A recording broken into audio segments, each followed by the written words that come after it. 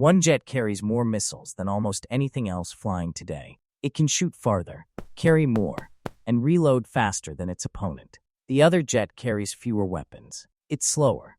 It costs more per unit, and the U.S. Air Force is buying both. That's not a contradiction. That's a strategy. The F-15EX and the F-35 are not competing for the same job, but put them in the same airspace, against the same enemy, and the question becomes urgent. Which one survives, and which one wins? The F-15 has been in American service since 1976. It has never been lost in air-to-air combat. Not once. The F-15EX, the Eagle II, is the latest evolution of that airframe. New engines, new radar, new electronic warfare systems, a cockpit rebuilt from the ground up. Boeing delivered the first jets to the Air Force in 2021. It is not a legacy aircraft with a fresh coat of paint. It is a redesigned weapons platform, built for the 2030s threat environment. The F-35 needs no introduction, but its role in this comparison does. It is a fifth-generation stealth multi-role fighter.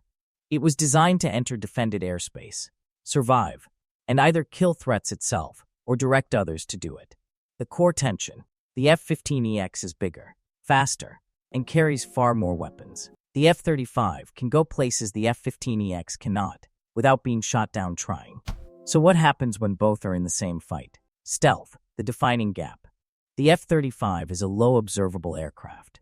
Its airframe, engine inlet, and weapons bay are all shaped to reduce its radar cross-section. It carries weapons internally to preserve that profile.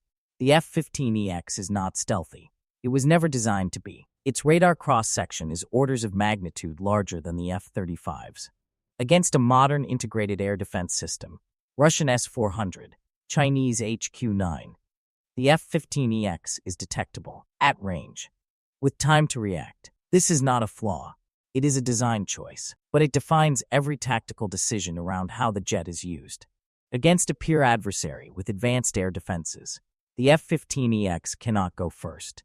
It cannot go where the F-35 goes. It operates in airspace that has already been cleared or suppressed. Payload, where the Eagle dominates. Here is where the comparison flips.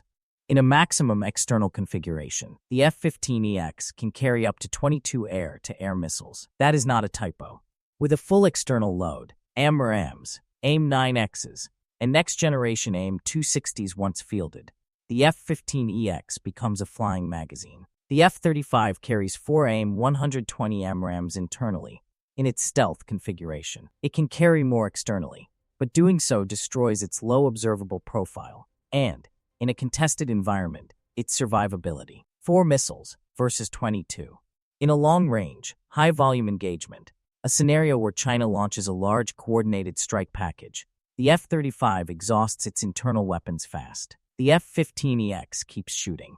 This is exactly why the concept of a missile truck exists. The F-35 finds the targets. The F-15EX, operating behind it, fires the volume. Speed and range. The F-15EX is faster, top speed around Mach 2.5 under ideal conditions, compared to the F-35's Mach 1.6. It can achieve longer, unrefueled range in air superiority configurations. Speed matters less in beyond visual range combat than it did in the era of guns and short-range missiles. But it matters for repositioning, for escape, and for delivering weapons from advantageous geometry. The F-15EX's range and payload capacity also make it well-suited for long Pacific distances, the operational theater that keeps U.S. planners awake at night. Electronic warfare and sensors. The F-35's AN/PG-81 AESA radar and sensor fusion system remain the most mature of any operational fighter.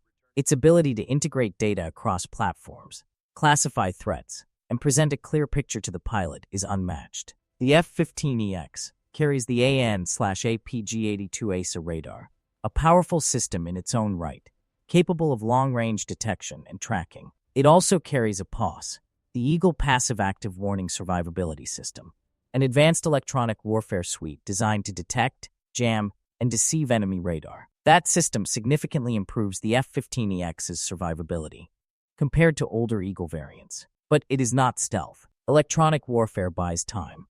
Stealth complicates the targeting equation. Cost.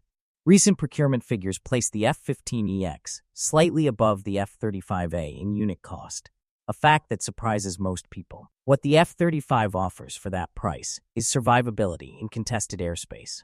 What the F-15EX offers is weapons volume and operational flexibility in permissive or semi-permissive environments. Neither is cheap.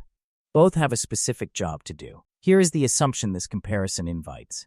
Stealth wins, non-stealth loses. That framing is too simple, and in some scenarios, dangerously wrong. Stealth is not invisibility. It is a reduction in radar cross-section that forces enemy radar to work harder, get closer, or use different frequencies to achieve detection. Against a sufficiently advanced radar system, long-wave VRF radar, networked low-frequency systems, even the F-35's signature is not zero. So the question is not stealth versus no stealth. The question is, what is the threat environment, and who goes in first? In a high-end conflict against China, the operational picture looks something like this. F-35s penetrate defended airspace. They locate and classify threats. They pass targeting data. Then, from a position of relative safety, outside the most dangerous defensive zones, F-15EXs fire large numbers of long-range missiles at targets they may never have detected on their own. The F-35 is the sensor. The F-15EX is the magazine. Neither aircraft defeats a peer adversary alone. Together, they create a problem the enemy cannot easily solve. If they focus radar and missiles on the F-15EX, the F-35 operates freely. If they concentrate defenses against the F-35's likely approach corridors, the F-15EX fires from range into the gaps. This is not hypothetical. It fits within the broader doctrine of networked and collaborative combat that the Air Force has been actively developing, where every platform's value is amplified by what the others can see and share. The U.S. Air Force faces a numbers problem. It does not have enough aircraft to sustain a high-intensity conflict in the Pacific. The F-35 program, despite its scale, will not fully replace the fourth-generation fleet for years, and attrition in a real peer conflict would be significant. The F-15EX solves part of this. It is producible. Its supply chain exists. Pilots already know the Eagle. It carries enormous payload, and it can perform missions that do not require stealth, maritime patrol, long-range strike in permissive environments, homeland defense, freeing the F-35 for the missions only it can do. There is also a readiness argument. The F-35's maintenance demands are significant. The F-15EX, while modern, is based on a mature airframe with a deep maintenance knowledge base.